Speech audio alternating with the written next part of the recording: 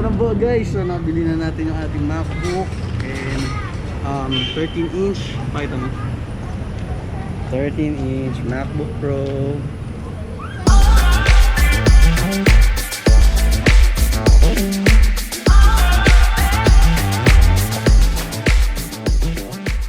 Hey guys, welcome back to my channel. This is maka-Mayaman and welcome again to another vlog. So in today's video guys is I'm very excited kasi bibili tayo ng ano ba?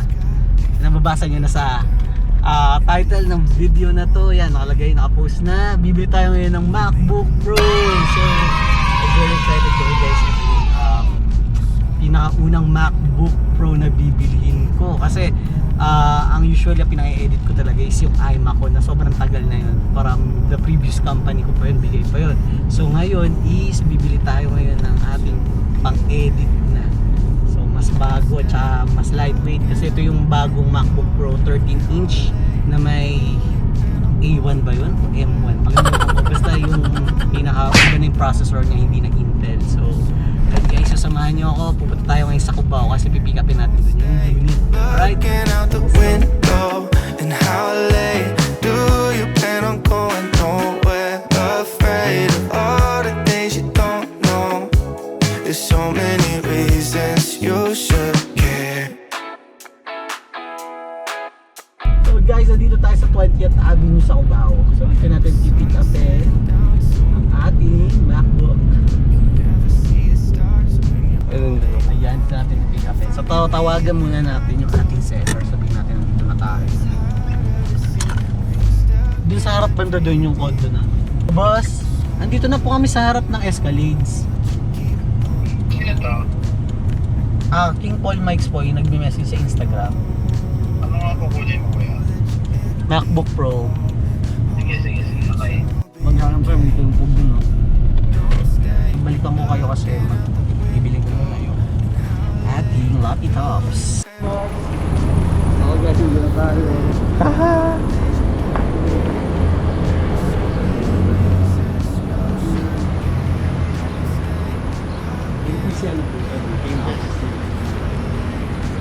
Guys,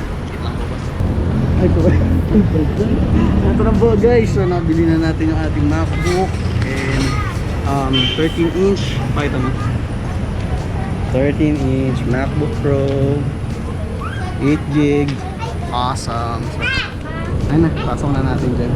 So mamaya natin to guys i-unbox sa bahay na lang.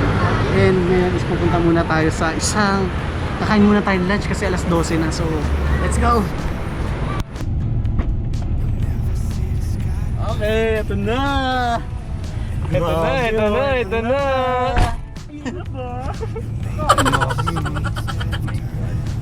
Awesome guys, so inisip ko kasi yung iPhone bibili ko ito na lang para pang-edit ng vlog, di ba? Mas magagamit. Kasi happy pa naman ako dun sa aking iPhone. Ay, iPhone.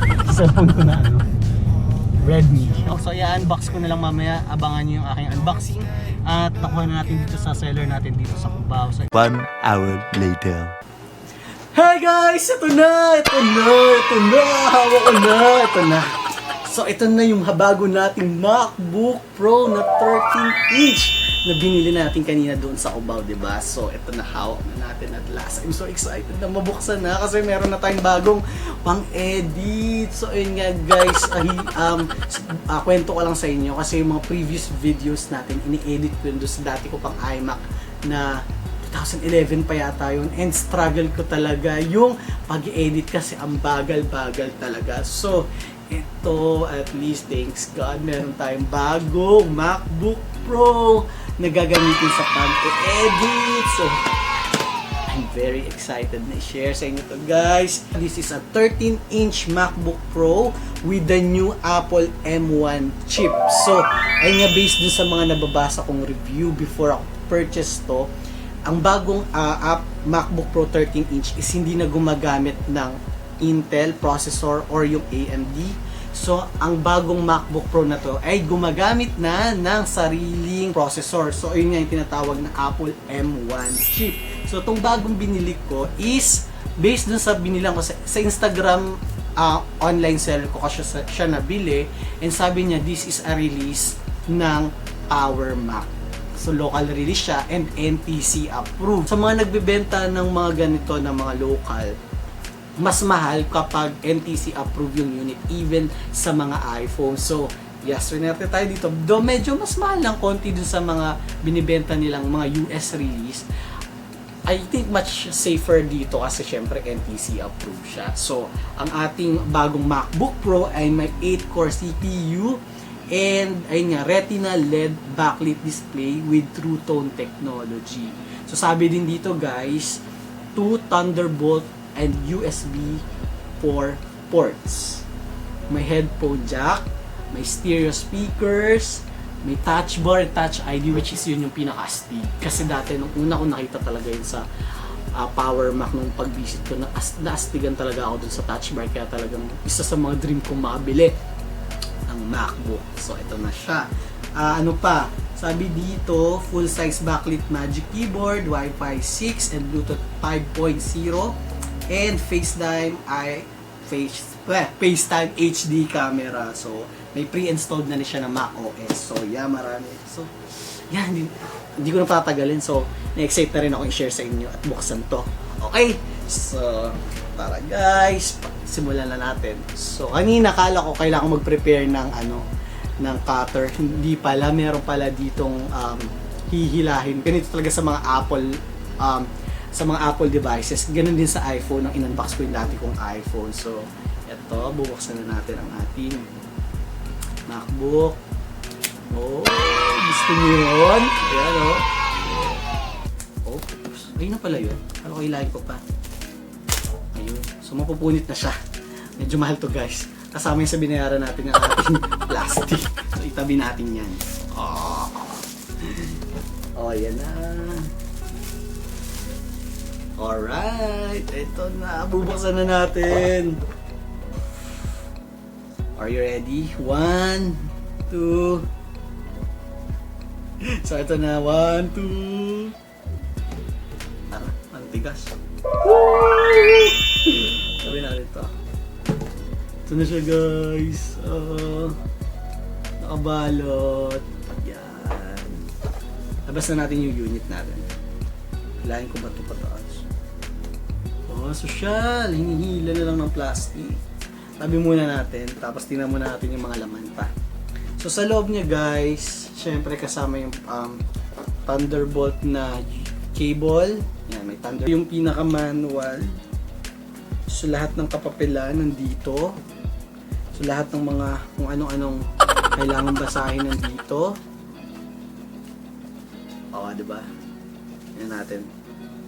Alright. Siyempre, ang bagong sticker. So huli rin ako nagkaroon nito ng iPhone pa. So, at saka mapapansin nyo guys, gray yung Apple. Yung usually do sa iPhone na dati kong in-unbox is white. So ito gray. Ang tawag dito, power, ano ba to? USB power adapter niya. So dito may ilalagay yung Thunderbolt na cable. So wala na. So ito yung 50% ang binayaran mo yung karton. Ang kulay nga pala guys na bilhin na natin ng MacBook Pro is space gray. So ayan siya. Alright, mas maliit siya guys. May papakita ako sa inyo na isa ko pang MacBook Pro pero hindi sa akin, sa company to. Ito yung isang MacBook Pro ko guys na company. Sa company to so hindi to pwede gamitin kung saan-saan. So ito sa company, mas malaki to kaysa dito sa binili natin. I don't know kung ito yung 15 inch. So siguro later i-check ko din yung specs nito. Pero ito, compare lang natin to dun sa 13 inch na binili natin. So ayan guys. Ito, hindi ko sure ha. Sabihin na lang natin. So this is the 15 inch. And this is the 13 inch. So yung pagko-compare natin. Papatong ko. Ayan. So ganyan yung difference niya. Makikita nyo ba? Masyadong maliwanag. So ayan yung difference niya. Ayan. So tanggalin na natin sa kanyang plastic.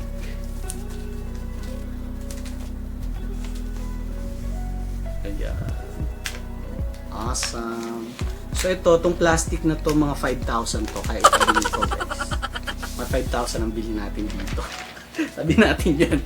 Okay. Saka yung box na to, mga ano to, 12,000. Sa presyo ba naman ito eh.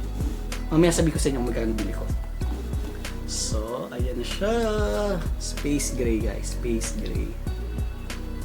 Alright. Dahil dyan, buksan na natin. Ganda. Shit. Alright. Buksan na natin. Guys, automatic tong mag-on na pagbukas. Ayan na. Wala. Nahuli ako. Narinig nyo? Tumunog, no? So, ayan guys, automatic na siya nag-on. Tanggalin na lang natin yung paper niya. Wala, yun na. Alright. Awesome. Ayan na. So, yan, magsiset up na lang tayo, guys. So, ngayon is English is the main language. Press the return key. press the return key. Pero English yung pipili natin. So, pili na natin yung English. I-set up lang natin yung ating bagong MacBook Pro 13-inch.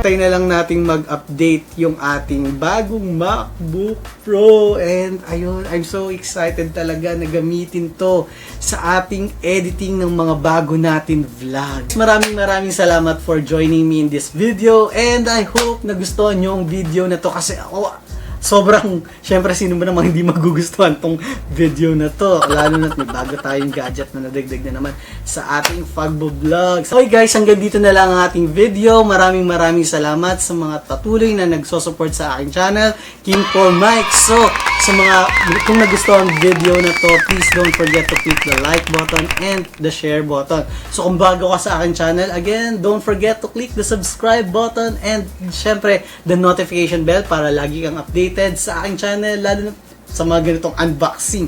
So again, maraming salamat sa patuloy na nagsasubscribe kasi kita-kita ko ngayon patuloy na tumataas yung ating ng number ng subscribers. And yung mga previous videos ko, mas madaming nanonood. So, mas lalo akong ginaganahan na magbigay sa inyo ng mga bagong videos. So, abangan nyo yung mga bago nating upload sa mga susunod na araw. And kung syempre, kung may bago kang or kung may gusto kang makita or mapanood sa channel na to, anything, hanggat kaya natin, try natin. So, just comment down below. And kung may suggestions ka or other gusto mong sabihin, shoutout ba yan o kung ano pa man, please just comment down below. So, nga pala guys, kung napanood din yung previous video na upload ko, which is yung ang title niya is Freeload. Second day update yata yun. Please, huwag nyo kalimutan, pwede pa kayo mag-comment doon and you may win 100 peso load. So, tatlo ang mananalo doon ng 100 pesos load na ipapasok ko through GCash. Alright? Sa mga vloggers din na gustong mas ma-manage ng mas madali ang kanilang mga YouTube channel, guys, try nyo ding i-download at i-install sa inyong mga YouTube channel ang TubeBuddy. So, lalagay ko sa description yung link ng TubeBuddy and click that link and i-direct na kayo para ma-install nyo ang TubeBuddy application. So, via TubeBuddy, mas madali nyong ma-manage ang pag-track ng statistics ng inyong and growth ng inyong channel. So, makikita niyo doon kung ano ba yung mga tags na mas madali natin o mas magandang gamitin para mas searchable yung mga videos natin. And syempre, makikita din yung progress ng mga subscribers nyo, kung how many subscribers na ba kayo at kung ano-ano pang mas makakatulong matrack natin yung progress ng ating channel. So again, this is King Mykes. Thanks for watching this video and see you on my next upload. Bye guys! I didn't think it'd be this hard to go and try to let you down. At first, for sure, we saw forever and the distance, but the path of least resistance is the one where I don't see you anymore. And yes, I'm sure about my